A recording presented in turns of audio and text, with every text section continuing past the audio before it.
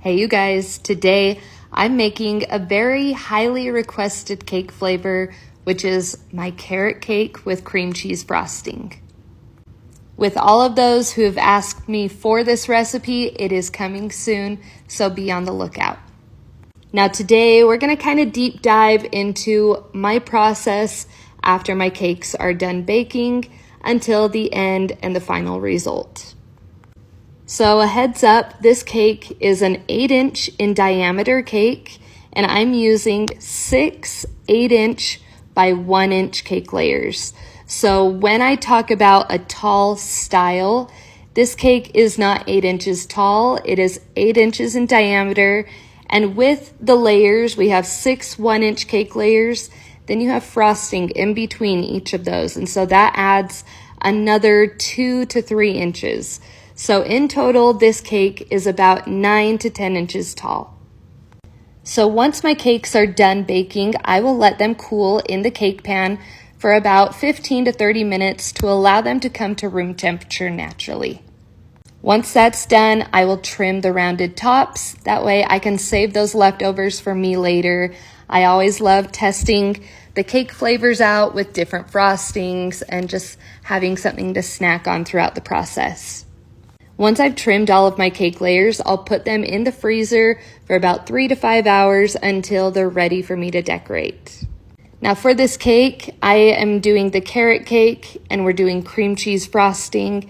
And so in between each cake layer, as well as on the exterior, I'm using my classic cream cheese frosting, which is a really nice, subtle flavor. It's not so overpowering, and it complements the cake so well. For these buttercream flowers, I piped them the night before and let them sit at room temperature to allow them to set up and somewhat harden. When I was piping these, I used my American buttercream frosting, and that really helped those flowers set up good. I used the Wilton Piping Tip 103 to make all of these flowers, and you just use it in different ways if you want a slightly different shape or style of flower. Once I was done piping those flowers and placing them, I then got piping tip number 70 and filled in all of those little gaps with some greenery.